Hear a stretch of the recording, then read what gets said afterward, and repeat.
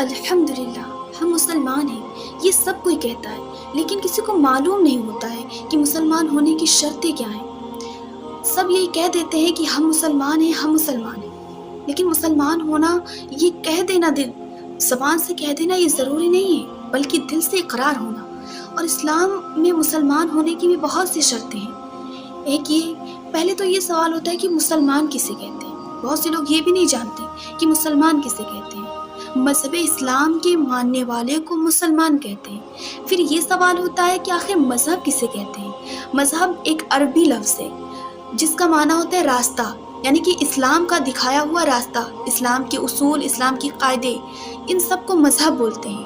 اور پھر مذہب اسلام اس کو کہتے ہیں جو اللہ تعالیٰ اور نبی محمد صلی اللہ علیہ وسلم نے جو راستہ بتایا ہو اس پر عمل کرنا، یہ مذہب اسلام ہے۔ اور مذہب اسلام نے مسلمان ہونے کے لیے، میرے نبی صلی